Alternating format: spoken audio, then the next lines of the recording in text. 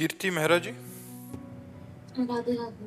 राधे राधे महाराज जी। महाराज जी आपके चरणों में कोटि कोटि प्रणाम। महाराज जी बहुत बार जीवन में ऐसा समय आता है कि गलती ना होकर भी मतलब हम गलत सिद्ध हो जाते हैं, तो महाराज जी हमें उस समय जवाब देना चाहिए, सही समय पे राधा रानी पे छोड़ देना चाहिए? नहीं, जवाब देना चाहिए अपने को।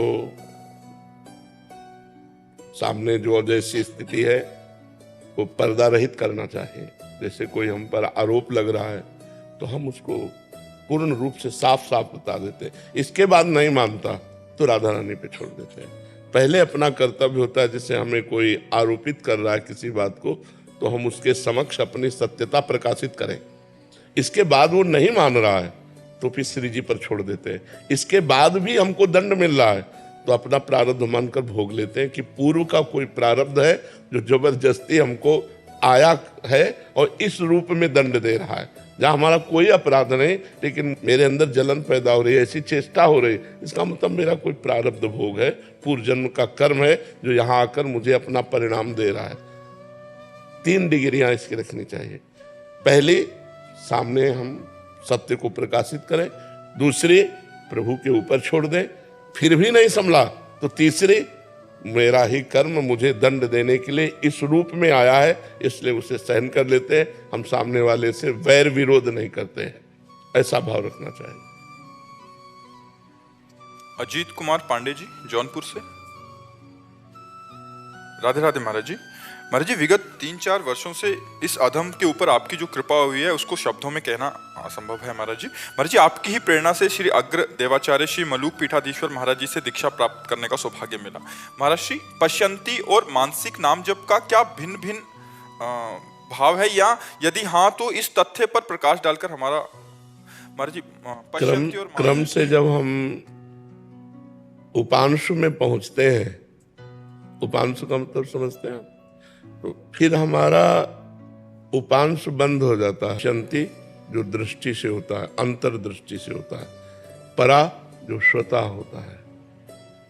अजपा जाप चल रहा है, वो जप नहीं रहा, रोम रोम रग रग में नाम की स्फूर्ति हो रही।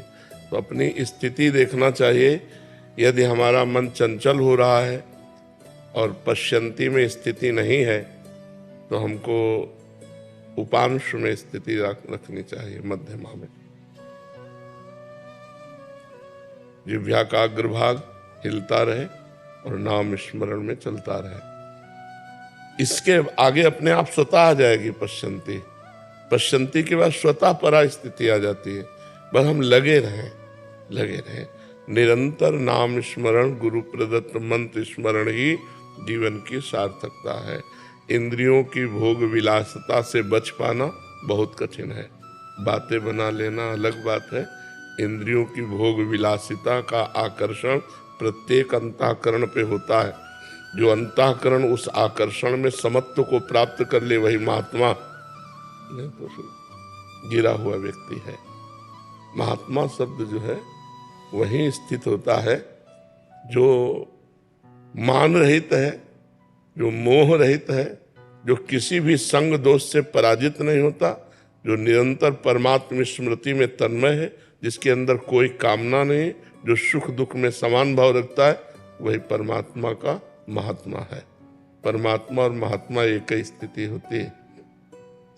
यदि हमारा निरंतर भगवत स्मरण चल रहा है तो ये जो मायाकृत आकर्षण है ये होगा, पर हमसे क्रियाएं नहीं होंगी, हमसे गलत नहीं होगा, क्योंकि भगवान का नाम चल रहा है। नाम पाहरू दिवस निशि, ध्यान तुम्हार कपाट। दरवाजा बंद है, भगवत स्मृति भगवत ध्यान, तो कोई भी विकार हृदय में अटैक नहीं कर सकता, कोई भी विकार परास्त नहीं कर सकता। और निर्विकार स्थिति का नाम ही महात्मा है, जहाँ किसी भी प्रकार के विकार का प्रवेश नहीं। ऊसर बरसई तृण नहीं जामा, संत हृदय जिम उपज न कामा। कोई कामना जिसके हृदय में उत्पन्न न हो वही साधु हृदय है। तो साधु हृदय तभी बनेगा जब निरंतर भगवत स्मृति, अव्यावृत भजनात् अखंड भजन। कुछ नहीं सुनना, कुछ नहीं समझना, कुछ नहीं जानना, एक बात है, संसार का चिंतन छोड़ना है। भगवत चिंतन में इतना तन्मय हो जाना है कि को हम कहाँ बिसर सुध गए। मैं कौन हूँ, कहाँ हूँ, क्या करना चाहिए, ये अभी स्मृति नहीं, क्योंकि स्मृति का तार चल रहा है, उसी में आ जाएगा। परापश्यंती मध्यमा वैखरी, सब पूर्णता उसी में हो जाएगी। खूब निरंतर जो गुरु मंत्र मिला है, जो नाम मिला है, उसका स्वाद लीजिए, प्रतिपल शांत रहिए।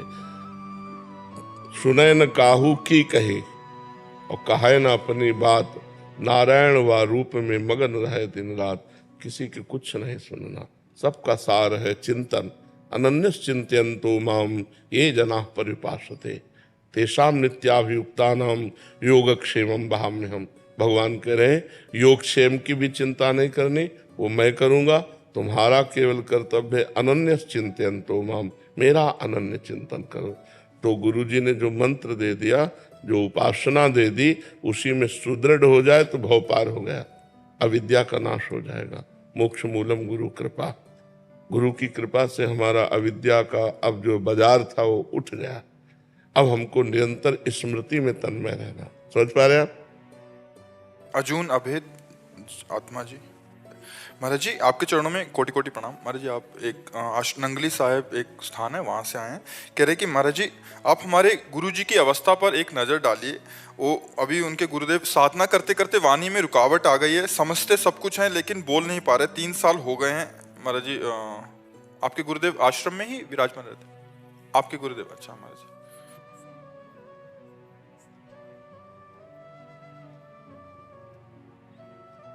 तो क्या गुरु तो साक्षात ब्रह्म है। आपको गुरु की अवस्था पे नहीं ध्यान देना, गुरु तत्व पे ध्यान देना।